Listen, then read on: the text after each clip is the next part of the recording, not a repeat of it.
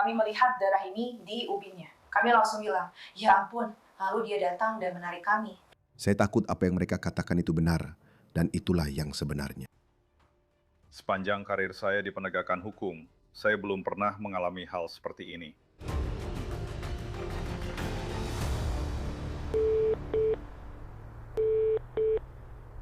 Counter Sheriff Barber. Hai, nama saya Valerie Maytorn dan saya bekerja di Dairy Queen. Saya adalah manajer umum di sana. Salah satu karyawan saya tidak datang bekerja sore ini jam 4. Oke. Itu benar-benar tidak seperti biasanya. Dia tidak menjawab teleponnya, itu benar-benar tidak seperti biasanya. Dia juga menjawab chatnya. Karyawan yang hilang adalah seorang ibu tunggal berusia 32 tahun, Tina Herman. Tina dan kedua anaknya, Sarah Maynard yang berusia 13 tahun dan adik laki-lakinya Cody yang berusia 11 tahun, tinggal di Apple Valley, sebuah komunitas tepi danau yang indah di perbukitan Knox County.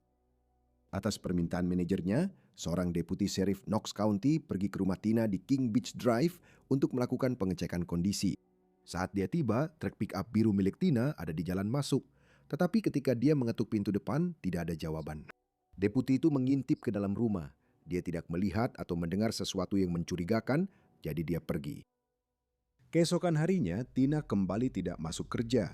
Kali ini manajernya mengambil tindakan sendiri. Tuan Deputi Sofia, saya bisa membantu Anda. Ya, ini Valerie Maytorn. Saya menelpon tadi malam tentang Tina Herman yang hilang.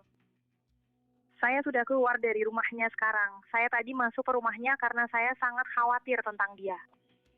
Ada darah di mana-mana. Oke, beri kami beberapa menit dan kami akan segera tiba, oke? Saya Jangan kembali masuk ke dalam rumah. Ketika petugas tiba dan masuk ke rumah Tina, mereka dihadapkan pada pemandangan yang seperti di film horor. Ada darah di ruang tamu, di lorong, di salah satu kamar tidur, dan di seluruh kamar mandi. Saat mereka terus memeriksa seluruh rumah, polisi menemukan belanjaan yang masih terbungkus di dapur dan sebuah kendaraan yang terparkir di garasi. Tapi itu bukan truk pickup Tina, itu sebuah Jeep. Polisi memeriksa plat nomor dan menemukan bahwa mobil itu milik tetangga Tina, Stephanie Sprang, yang berusia 41 tahun. Upaya petugas untuk menghubungi Stephanie tidak membuahkan hasil, seolah-olah dia, Tina, Sarah, dan Cody telah lenyap begitu saja. Dengan rumah yang penuh darah dan 4 orang hilang, Departemen Sheriff Kabupaten Knox bergerak cepat. Mereka meminta bantuan dari Biro Identifikasi dan Investigasi Kriminal serta FBI dan dengan cepat mengorganisir tim pencari untuk menyisir area tersebut. Dalam hitungan jam, kabar hilangnya Tina, Stephanie, Sarah, dan Cody menyebar dengan cepat di seluruh Kabupaten Knox. Warga terkejut dan ketakutan. Tidak ada seorang pun yang berkata buruk tentang Tina, anak-anaknya, atau Stephanie. Gagasan bahwa ada seseorang yang akan menyakiti mereka terasa tidak masuk akal. Tanpa tersangka atau motif yang jelas, para penyelidik mulai dengan melihat 2 orang yang paling dekat dengan Tina dan Stephanie, yaitu pacar mereka. Saat diinterogasi, kedua pria itu memberikan alibi, menyatakan bahwa mereka berada di tempat kerja sepanjang hari dan mereka membantah terlibat dalam hilangnya Tina dan Stephanie. Berdasarkan wawancara dengan atasan mereka, polisi dapat memverifikasi bahwa mereka mengatakan yang sebenarnya. Kedua pria itu dikesampingkan sebagai tersangka. Itu membuat penyelidikan kembali ke titik awal, sampai pihak berwenang menemukan petunjuk baru yang sangat penting. Di dalam garasi Tina, polisi menemukan sebuah kantong belanja yang berisi beberapa barang, terutama kantong sampah dan terpal. Struk belanjanya ada di dalam kantong itu. Struk itu bertanggal 11 November dan tercatat pada pukul 12.08 dini hari. Itu berarti siapapun yang membeli barang-barang ini melakukannya beberapa jam setelah atasan Tina pertama kali menghubungi pihak berwenang. Detektif mendapatkan surat perintah dan mengambil rekaman kamera pengawas toko dari tanggal 11 November. Sesaat setelah tengah malam, kamera menangkap seorang pria mengambil kantong sampah dan terpal dari rak. Dia membayarnya dengan uang tunai lalu pergi. Kamera di tempat parkir menunjukkan pria tak dikenal itu keluar dari toko dan pergi dengan mobilnya. Meskipun penyelidik tidak dapat melihat plat nomor mobil tersebut, mereka bisa melihat bahwa itu adalah Toyota Yaris berwarna perak. Dengan menggunakan catatan registrasi kendaraan, pihak berwenang menyusun daftar setiap orang yang memiliki Toyota Yaris di Kabupaten Knox. Satu persatu, mereka mengeliminasi semua orang dalam daftar tersebut, sampai akhirnya mereka menemukan seorang tersangka, Matthew Hoffman, yang berusia 30 tahun. Tidak hanya Matthew sesuai dengan deskripsi fisik pria yang terekam di video dan bahkan mengenakan kemeja yang sama seperti yang terlihat di rekaman pengawasan pada foto SIM-nya, dia juga memiliki catatan kriminal. Pada tahun 2000, pria asal Ohio ini dinyatakan bersalah atas kasus pembobolan dan pembakaran di Colorado dan dijatuhi hukuman 8 tahun penjara. Catatan menunjukkan bahwa setelah dibebaskan, dia kembali ke Knox County. Baru-baru ini, Matthew kembali mengalami masalah. Dia dipecat dari pekerjaannya di perusahaan pemangkasan pohon, dan pada bulan Oktober lalu, mantan pacarnya melaporkan ke kantor sheriff Knox County dengan tuduhan bahwa Matthew telah mencekiknya. Akhirnya, dia memutuskan untuk tidak menuntut secara hukum. Polisi tidak menemukan hubungan antara Matthew dan para korban yang hilang, tetapi alamat Matthew saat ini menunjukkan bahwa dia tinggal di Mount Vernon, hanya 20 mil dari rumah Tina. Penyidik menemukan indikasi mencurigakan lain. Ibu Matthew memiliki rumah di Apple Valley, kurang dari setengah mil dari lokasi kejahatan.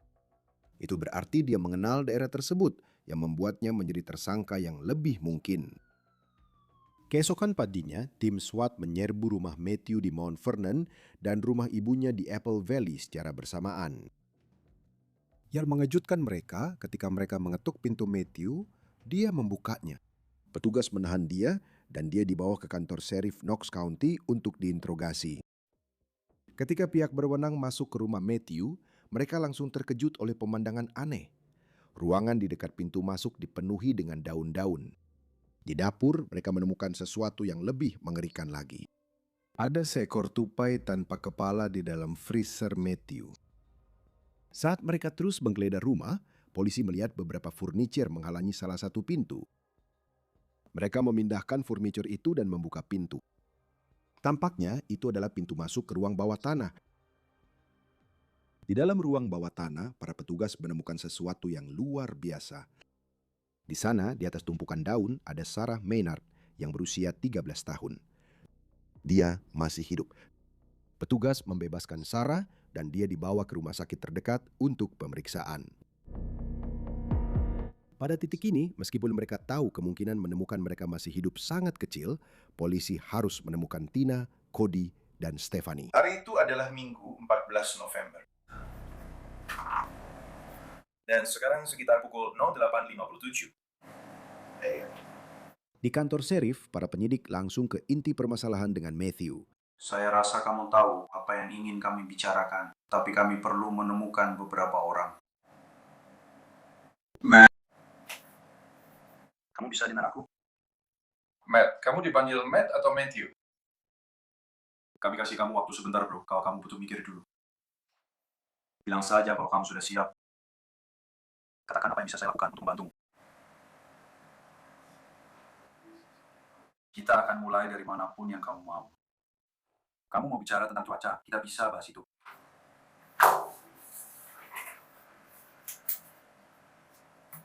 Katakan saja di mana mereka berada, aku akan berhenti bicara. Menit demi menit berlalu menjadi jam dan Matthew tetap menolak untuk bicara sepatah kata pun. Kita punya dua keluarga di sini yang sedang mengalami neraka saat ini. Dan kamu yang memegang kendali. Kamu punya kemampuan untuk membantu mereka. Kamu punya kemampuan untuk membuat mereka merasa tenang. Kamu punya kemampuan untuk melakukan itu. Dan kami di sini meminta kamu untuk membantu kami dan membantu mereka. Dan pada akhirnya, itu juga akan membantu dirimu sendiri. Kamu akan tidur lebih nyenyak lagi, Matt. Kamu akan tidur lebih nyenyak lagi. Tapi kamu harus mengakui apa yang telah terjadi di sini. Kamu harus bertanggung jawab atas apa yang telah terjadi. Dan kamu harus menunjukkan kepada kami bahwa kamu peduli. Bahwa kamu benar-benar peduli, Matt. Bahwa kamu benar-benar punya hati. Katakan padaku apa yang ingin kamu lakukan. Setelah hampir 3 jam dalam keheningan, para detektif memberikan ultimatum kepada Matthew. Aku akan memberimu satu kesempatan lagi sebelum aku keluar dari ruangan ini.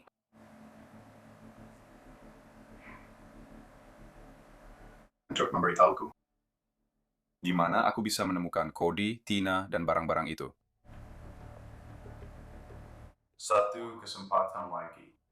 Tapi itu tidak ada gunanya. Penyelidik lain masuk dan mencoba peruntungannya. Hai, Matt.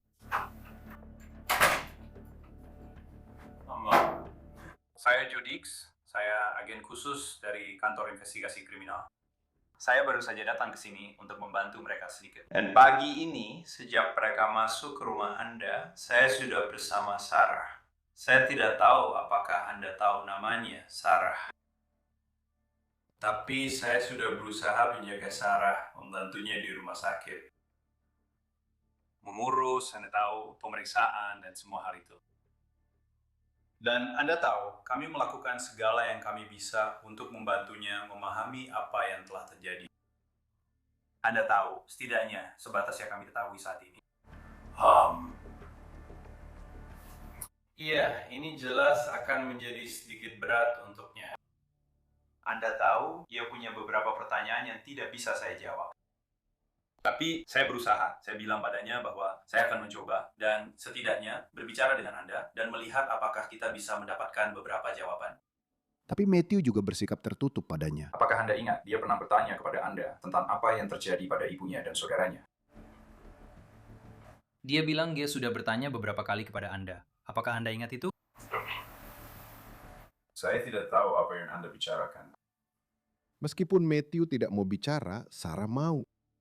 Di rumah sakit, gadis muda yang trauma tapi berani itu memberitahu petugas bahwa dia tidak tahu di mana ibunya, saudara laki-lakinya, atau Stephanie, atau apa yang terjadi pada mereka.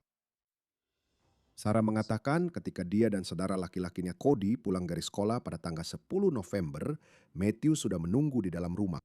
Kamu melihat darah ini di kota. Kami langsung bilang, ya ampun. Lalu dia datang dan menculik kami. Cody lari dan Sarah lari ke kamarnya. Matthew mengejarnya dan menodongkan pisau ke lehernya. Dia mengikatnya, menutup matanya dan membungkam mulutnya, lalu memaksanya berbaring tengkurap di lantai dapur. Ketakutan, Sarah mengatakan dia tetap di sana selama yang terasa seperti 1 jam. Lalu Matthew mengangkatnya, membawanya ke garasi, memasukkannya ke dalam mobil, dan pergi. Akhirnya mereka sampai di rumah Matthew. Begitu mereka sampai di sana, dia membawa Sarah ke ruang bawah tanahnya, mendorongnya ke atas tumpukan daun, dan meninggalkannya di sana ketakutan dalam kegelapan. Selama beberapa hari berikutnya, saat dia tetap di penjara di ruang bawah tanahnya, Sarah mengatakan Matthew melakukan kekerasan seksual terhadapnya dan berulang kali mengancam akan membunuhnya jika dia mencoba melarikan diri. Dalam keadaan terikat dan ketakutan, dia tidak punya pilihan lain selain menuruti perintahnya. Keesokan harinya, saat pencarian Tina, Cody, dan Stephanie terus berlanjut, pihak berwenang merancang taktik wawancara baru. Hai Matt, kemarin saat Matthew sedang diproses di kantor sheriff, dia dengan sukarela mengobrol dengan seorang deputi wanita. Jadi mereka membawa agen FBI Kristen Kadu, berharap dia bisa membangun kedekatan dengan Matthew dan meyakinkannya untuk berbicara. Kamu mau aku lepas borgolnya supaya kamu benar-benar bisa memakai ini? Atau kamu mau memakainya di atas borgolnya saja?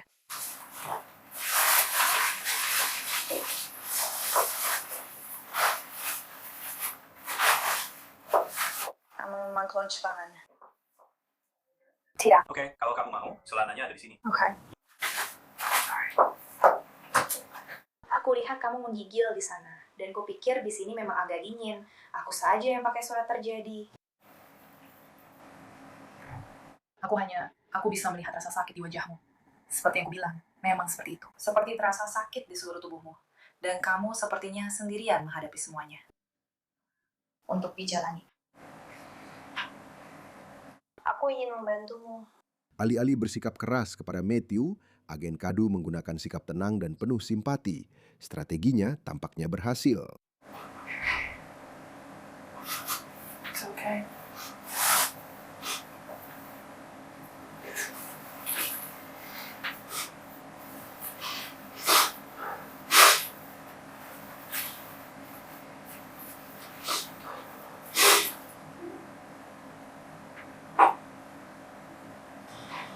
Akan terasa lega jika bisa membereskannya. Aku tahu itu berlaku untukku.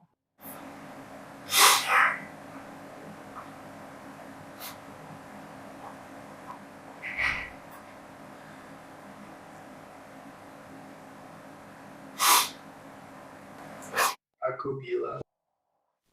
Kenapa kamu berpikir begitu? Karena pasti aku telah melakukan sesuatu dengan buruk. Aku tidak akan berada di sini kalau aku tidak melakukannya dengan buruk. Wow, itu masih bisa diatasi. Aku bahkan takut untuk tahu apa yang sebenarnya terjadi. Kamu takut memberitahuku apa yang kamu lakukan. Aku bahkan takut untuk tahu apa yang sudah kulakukan. Itu hanya bisa membantumu. Kamu tidak bisa menyelesaikan sesuatu yang tidak kamu ketahui. Matthew memutuskan bahwa dia lebih suka menjadi orang yang mengajukan pertanyaan. Jadi, apakah kamu sudah melakukan pelatihan kualitas? Sudah. Apakah itu hanya pelatihan saja? Iya, aku di sana sekitar 4 bulan. Itu yang harus kamu miliki untuk lulus dari untuk masuk. Apa kamu pernah? Aku yakin orang tuamu bangga. Mereka bangga padaku. Semoga saja begitu. Akhirnya, percakapan mereka kembali membahas kejahatan itu. Kamu terlihat sangat tulus dan jujur. Ya, Prem, berharap aku bisa membantumu. Aku tahu mereka hanya ingin tahu apa yang terjadi. Aku takut apa yang mereka katakan itu benar, dan bahwa aku semacam monster. menurutku, aku sama sekali tidak menganggap kamu monster. Aku peduli pada orang-orang. Aku tidak bisa. Bagaimana Sarah bisa berada di rumahmu? Aku mendengarnya. Aku menemukannya. Seberapa peduli padanya?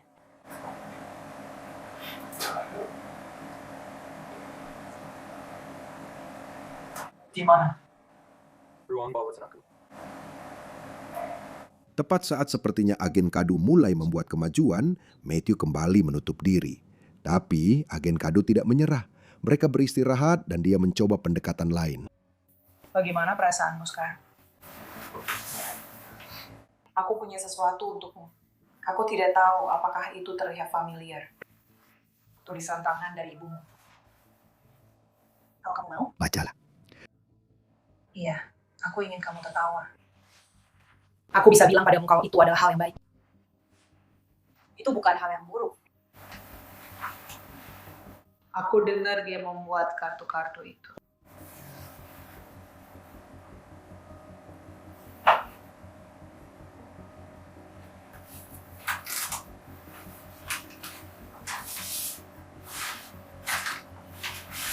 Apakah itu membuat perbedaan bagimu kalau ibumu akan tetap ada di sana, apapun yang terjadi?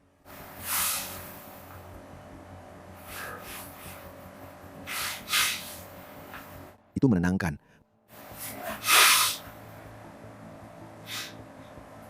Apakah kamu khawatir? Apakah itu benar-benar apapun yang terjadi? Apakah masih ada rasa takut akan hal itu?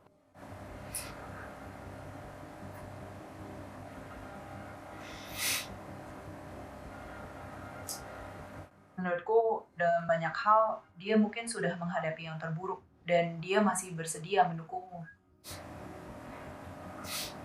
Jadi menurutku, kamu nggak perlu khawatir tentang seberapa buruk sebenarnya, dan bagaimana perasaannya tentang itu. Aku rasa dia akan jauh lebih menghormatimu sebagai seorang pria jika kamu jujur dan membiarkan kami membawa mereka pulang bagaimanapun caranya. Dan itu akan sangat berarti. Kita tahu mereka ada di luar sana. Jadi kemungkinan besar mereka sudah meninggal. Tapi tetap saja, kamu bisa memberikan kepastian pada keluarga. Kita harus menemukan jasadnya agar keluarga mereka bisa mendapatkan kepastian. Dan kamu bisa mendapatkan kesepakatan yang lebih baik dalam kasus ini. Yang sangat penting untuk keluargamu dan untuk ibumu. Ada kamu bisa ada di sana untuknya. Aku rasa ini sangat membebanimu. Dan kamu takut kalau kamu mengatakannya pada kami. Itu akan merugikanmu dalam kasus ini. Padahal sebenarnya sebaliknya.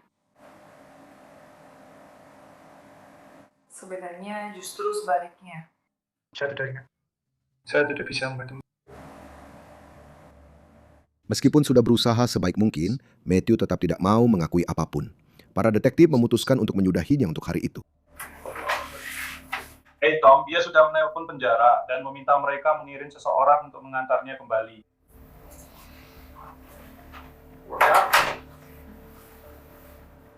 Tidak. Kamu harus berolahraga sedikit. 48 jam setelah Sarah Maynard ditemukan hidup-hidup di ruang bawah tanah Matthew Hoffman, polisi masih belum tahu apa yang dia lakukan terhadap ibunya, Tina, saudara laki-lakinya Cody, dan tetangga mereka, Stephanie Sprang. Setelah 2 hari membiarkan Matthew larut dalam mengasihani diri sendiri dan taktik mengulur waktu, para penyidik sudah cukup bersabar. Mereka memberitahuku bahwa mereka terus mendesak dan mendesak. Jaksa juga mendesak agar kamu datang dan menjalani sidang. Dan inilah saatnya. Ini kesempatan terakhirmu untuk berbicara dengan kami. Sanggup. Ini ada pengacara di sini. Itulah yang sedang mereka upayakan. Ya, kamu bilang kamu masih bersedia bicara dengan kami tanpa pengacara. Tapi itulah yang sedang mereka upayakan sekarang. Jadi ini adalah kesempatan terakhirmu sekarang untuk bicara dengan kami. Aku akan membuat keputusan untukmu. Iya, itu benar-benar berarti secara harfiah. Jadi, hilangkan itu jika kamu melakukannya. Mereka membuatnya terdengar seperti itu kebebasanmu, tapi sebenarnya itu tidak akan memberimu kesempatan itu. Bukan demi kepentingan terbaik saya untuk bicara tanpa pengacara. Ini demi kepentingan terbaikmu. Ya, jika kamu, sekali lagi, semoga kita sudah membangun kepercayaan sehingga kamu tahu bahwa kami tidak berbohong saat kami memberitahumu bahwa ini memang akan membantumu pada akhirnya. Kamu harus memikirkan keluargamu dan dirimu sendiri, serta bagaimana semua itu akan berjalan. Mereka akan menjadi orang-orang yang harus kamu hadapi pada akhirnya, dan bagaimana mereka akan memandangmu. Ibumu terus mendesakmu sambil berkata, lakukanlah hal yang benar, dan beritahu kami di mana mereka berada. Dan dia akan selalu ada untukmu. Itulah yang akan membuatnya bangga. Mengetahui bahwa kamu jujur. Dan ini adalah kesempatan terakhirmu. Namun, Matthew tetap menolak untuk mengungkapkan informasi lebih lanjut. Tapi 2 hari kemudian, dengan ancaman hukuman mati di depan mata, dia berubah pikiran. Dalam pengakuan tertulis, Matthew mengatakan bahwa dia merencanakan untuk merampok rumah Tina. Pada malam tanggal 9 November, dia memarkir mobilnya di lapangan bola terdekat dan bersembunyi di hutan di seberang rumah Tina. Keesokan paginya, pada tanggal 10 November, dia mengamati dan menunggu sampai dia yakin Tina dan anak-anaknya sudah pergi meninggalkan rumah hari itu. Sekitar pukul 10.30 pagi, dia masuk ke rumah melalui garasi. Saat dia mencari uang dan perhiasan di dalam rumah, dia mendengar truk Tina masuk ke halaman rumah. Dia berlari dan bersembunyi di salah satu kamar tidur. Ketika Tina masuk, kekacauan pun terjadi. Dia memukul kepala Tina beberapa kali dengan pentungan. Tiba-tiba, Stephanie Sprang muncul di dalam rumah dan mulai berteriak kepada Matthew. Dalam keadaan panik, dia mengambil pisau dan menikam kedua wanita itu hingga tewas. Dia membawa tubuh mereka ke kamar mandi dan mulai memotong-motongnya, lalu memasukkan bagian-bagian tubuh itu ke dalam kantong sampah yang dia temukan di dalam rumah. Sebelum dia selesai, Sarah dan Cody tiba. Mereka pulang ke rumah. Ketika mereka melihatnya, keduanya langsung lari. Matthew menangkap Cody lebih dulu dan menikamnya sampai tewas. Dia menemukan Sarah bersembunyi di salah satu kamar tidur, tapi dia tidak tega membunuhnya, jadi dia malah menculiknya. Dia membawa Sarah ke rumahnya dan meninggalkannya di ruang bawah tanah. Sekitar tengah malam, dia pergi ke toko tempat dia membeli kantong sampah dan terpal. Lalu dia kembali ke tempat kejadian perkara untuk menyelesaikan apa yang telah dia mulai. Setelah selesai memotong-motong korban, dia memasukkan bagian-bagian tubuh mereka ke dalam jeep milik Stephanie dan mengemudi ke Suaka Margasatwa Cocosing. Di sana, dia memasang katrol dan menyembunyikan tubuh para korban di dalam batang pohon yang berlubang. Selanjutnya, dia mengendarai jeep itu kembali ke tempat kejadian perkara dan memarkirkannya di garasi. Rencananya adalah mengambil truk Tina, pergi membeli bensin, kembali, dan membakar rumah itu. Tapi ada sesuatu yang salah dengan truk Tina, jadi dia meninggalkannya di dekat situ, kembali ke mobilnya, dan pergi. Pada hari yang sama, dengan bantuan pengakuan tertulis dari Matthew dan peta yang digambarnya sendiri, pihak berwenang mendatangi cagar alam Cocosing. Di dalam pohon berongga setinggi 70 kaki, mereka menemukan beberapa kantong sampah. Di dalam kantong-kantong itu terdapat jenazah Tina Herman, putranya Cody Maynard, dan tetangga mereka, Stephanie Sprang. Setelah itu, dalam konferensi pers, Sheriff David Barber dari Knox County mengeluarkan pernyataan. Sebagai sheriff di county ini selama 18 tahun terakhir, saya belum pernah mengalami kasus sebesar, seserius, dan setragis ini. Dan selama karir saya di penegakan hukum, saya belum pernah mengalami hal seperti ini. Malam berikutnya, warga Knox County berkumpul untuk menggelar vigil lilin sebagai bentuk penghormatan kepada para korban. Pada tanggal 6 Januari 2011, Matthew Hoffman mengaku bersalah atas beberapa tuduhan. Telah disampaikan kepada saya bahwa Anda ingin mengaku bersalah atas dakwaan pertama dan kedua dalam surat dakwaan, yaitu tuduhan pembunuhan dengan pemberatan, yang merupakan tindak pidana berat tanpa klasifikasi. Apakah pernyataan itu benar? Ya. Juga telah disampaikan kepada saya bahwa Anda ingin mengaku bersalah atas dakwaan ketiga, yaitu tuduhan tambahan pembunuhan dengan pemberatan berdasarkan undang-undang yang berbeda, yang merupakan tindak pidana berat tanpa klasifikasi. Apakah pernyataan itu benar? Juga telah disampaikan kepada saya bahwa Anda ingin mengaku bersalah atas dakwaan keempat, yaitu tuduhan pembobolan dengan pemberatan, tindak pidana berat tingkat 1. Apakah pernyataan itu benar? Ya. Keinginan Anda untuk mengaku bersalah atas dakwaan kelima, yaitu tuduhan penculikan, tindak pidana berat tingkat 1, benar? Ya. Dan apakah Anda ingin mengaku bersalah atas dakwaan ke-6, yaitu tuduhan pemerkosaan, tindak pidana berat tingkat 1? Ya. Hakim menjatuhkan hukuman penjara seumur hidup tanpa kemungkinan pembebasan bersyarat. Lebih dari 1 dekade kemudian, meskipun keadilan telah ditegakkan, kebrutalan tanpa alasan dalam kasus ini masih menghantui penduduk Knox County dan para penyelidik. Meskipun sekarang dia sudah dewasa, bagi mereka yang mengingat kasus tragis ini, Sarah akan selalu menjadi gadis muda yang selamat dari kejadian yang tak terbayangkan.